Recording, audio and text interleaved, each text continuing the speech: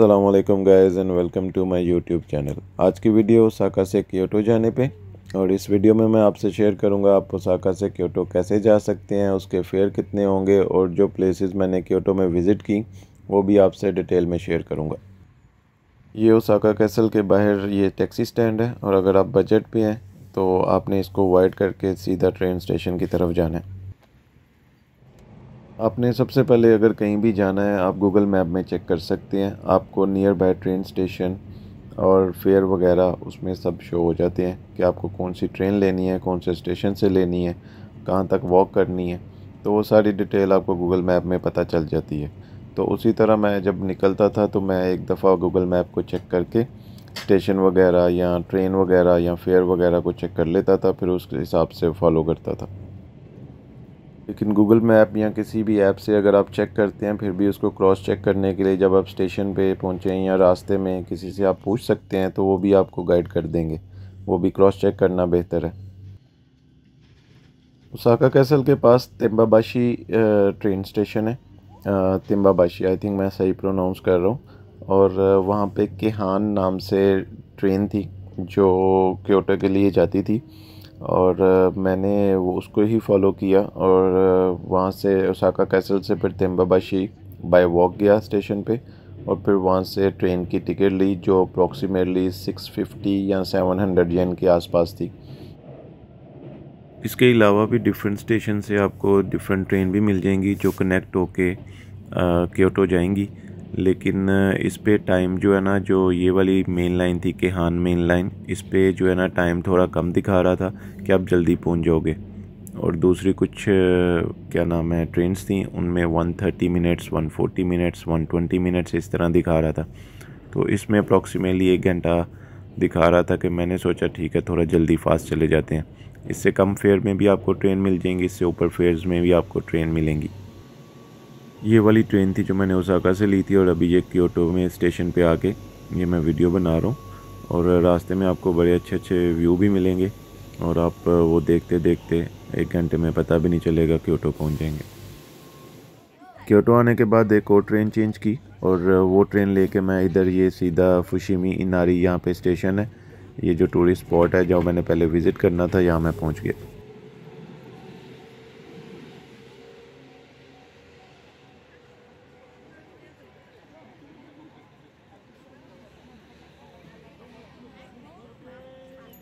ये सामने आप जो ग्रीन माउंटेन देख रहे हैं यही फुशिमी इनारी जो भी वो उनका टूरिस्ट स्पॉट है। आगे आपको वीडियो में दिखाता हूँ। तो इसके पास ही ये ट्रेन स्टेशन है, तो आप ट्रेन से उतर के बाय वॉक ही यहाँ पे आ सकते हैं।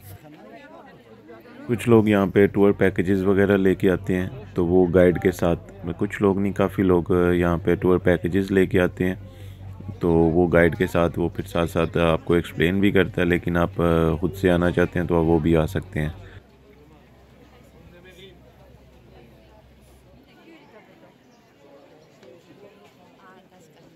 यहाँ पे आने की कोई टिकट नहीं है, आप फ्री ऑफ कॉस्ट यहाँ पे आके विज़िट कर सकते हैं इसको। यहाँ पे आपको काफ़ी रश मिलेगा क्योंकि यहाँ पे टेंपल है, तो लोकल भी यहाँ पे विज़िट करते हैं, टूरिस्ट भी, और कुछ स्कूल की ट्रिप्स वगैरह भी आई हुई थी, तो काफ़ी वहाँ पे आपको रश मिलेगा। लेकिन रश के बावजूद भी ये क्योटो में आप कह सकते हैं one of the best place है, तो ये मस्ट विज़िट है जब भी आप क्योटो जाएँ।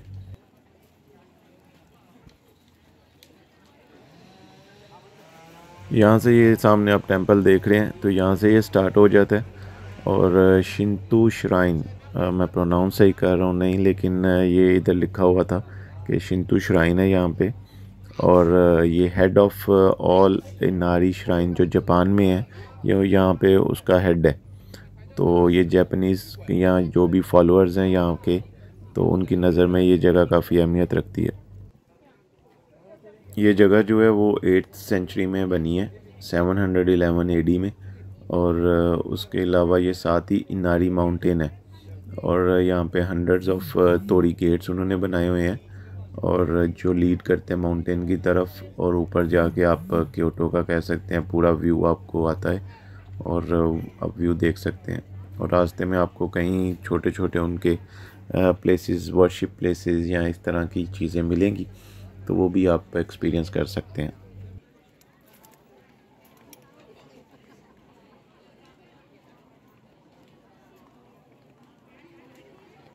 टेंपल में प्रेयर्स वगैरह चल रही थी और जो भी उनके मानने वाले हैं वो यहाँ पे आके दुआएं अपनी या प्रेयर जैसे उनके तरीका है तो वो कर रहे थे।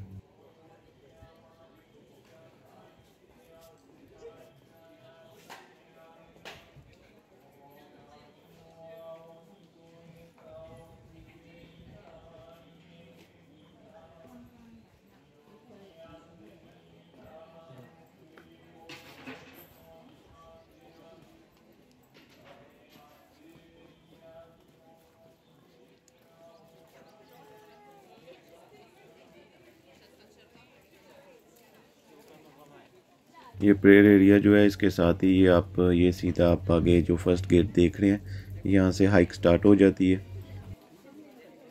और अगर आपको हाइकिंग का शौक़ है और अगर आप कर सकते हैं तो पहले तो आप कंफर्टेबल कपड़े गर्मी के हिसाब से, क्योंकि मैं लास्ट मई में विज़िट किया था तो मौसम थोड़ा गर्म ही था और वैसे भी जब आप हाइक करेंगे तो ओबियसली तो आपको थोड़ा गर्मी फील होगी।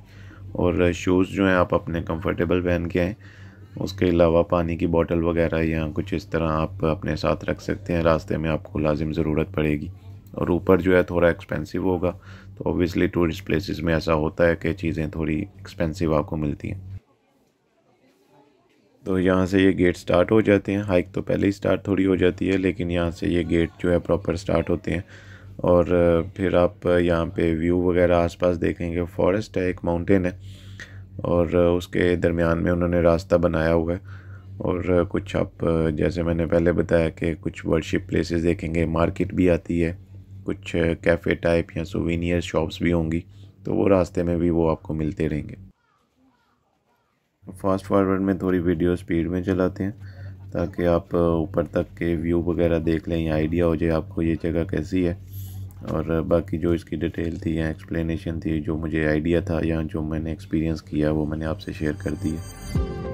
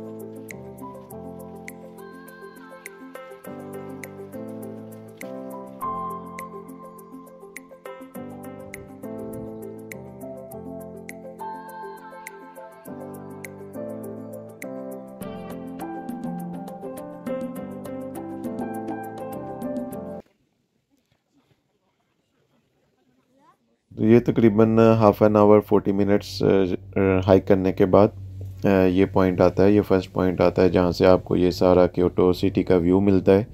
और तकरीबन इतना ही रास्ता आगे और है जो टॉप माउंटेन तक आप जाते हैं।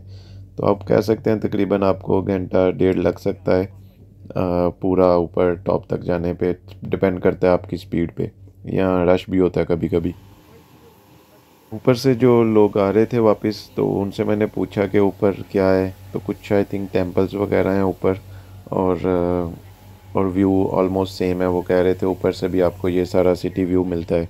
तो फिर मैं वहीं से वापस हो गया क्योंकि मेरे पास टाइम थोड़ा शॉर्ट था, क्योंकि सेम डे अभी मैंने एक दो प्लेस और भी जाना था क्योटो में और रात को मेरी सेम डे फ़्लाइट भी थी। तो मैंने बस सोचा था कि चलो अब जापान आया है ओसाका, तो क्योटो में ये जो एक दो फेमस प्लेस है वो भी विज़िट करके वापस आ जाएं। ये रास्ते में आपको सोवेनियर शॉप्स भी मिलेंगी और वैसे मेरा एक्सपीरियंस है कि अगर आप टूरिस्ट प्लेस में जाते हैं तो वहाँ पे थोड़ी प्राइसेस थोड़ी ऊपर होती हैं, तो बेहतर है आप कहीं सिटी में सुवेनियर शॉप से आप ये चीज़ें ले लें। ये स्टेयर्स से नीचे आने के बाद ये राइट साइड पे ये यहाँ पे अपनी विशेज़ या प्रेयर्स ये लोग लगा रहे थे। और बाकी ये जगह में आप जाएंगे तो श्राइन्स आपको मिलेंगे। उसके बाद ये जो माउंटेन है और फॉरेस्ट है आसपास, तो क्लोज टू नेचर है, तो रिलैक्सिंग है। आप ऊपर जाके आराम से थोड़ी देर बैठ के अगर टाइम निकाल के आएँ, कोई 4-5 घंटे आप निकाल के आएँ ताकि आप ऊपर जाके बैठ के रिलैक्स हों, कुछ खाएं पिएं और व्यू लेके फिर आप आराम से वापस आ जाएं। कुछ एक्स्ट्रा ऑर्डिनरी नहीं है, नॉर्मल हाइक्स वगैरह जैसे होती हैं या व्यू वगैरह होते हैं। हाँ, ये गेट्स बने हुए हैं या उनकी हिस्ट्री या कल्चर या इसके बारे में आइडिया होता है या पता चलता है, देखने को मिलता है। तो लेकिन फिर भी मेरे हिसाब से मुझे मज़ा आया और अच्छा लगा वहाँ पे ये विज़िट करके।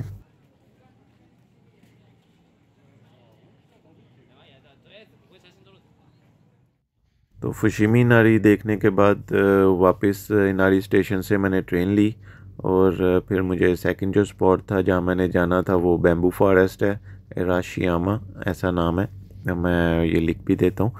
और फिर मैंने वहाँ की ट्रेन ली, तो वहाँ से ट्रेन लेने के बाद फिर आगे ये वॉक है। ये अब मैं फॉरेस्ट की तरफ जा रहा हूँ और वापसी में मैं ट्रेन में आया था, जाते हुए भी ट्रेन में जा सकता था लेकिन मुझे आइडिया नहीं था, वो ट्रेन का पता नहीं चला। लेकिन वापसी पे वो स्टेशन उसका ट्रेन का पास था, तो मैं इजीली जो है ट्रेन में बैठ के वापस स्टेशन में आ गया था। यहाँ भी फॉरेस्ट की ये फ्री एंट्री है, लेकिन यहाँ पे कुछ अंदर प्लेसेस हैं, जगह हैं स्पेसिफ़िक, तो उन वहाँ जाने के लिए टिकट भी है और वहाँ की टाइमिंग भी है। तो मैं एक जगह इधर अंदर एक जगह बनी हुई थी कि अंदर से आप विज़िट करके आ सकते हैं, लेकिन उसकी टाइमिंग जो थी उन्होंने कहा बंद हो गया अभी, आप कल सुबह आ सकते हैं। तो वो तकरीबन आई थिंक 4-5 बजे तक रहती है। उसके अलावा ये जो फॉरेस्ट में ये जो आपने घूमना है, तो ये पूरा आप एरिया आके देखेंगे, आप खुद फ्री ऑफ कॉस्ट घूम सकते हैं।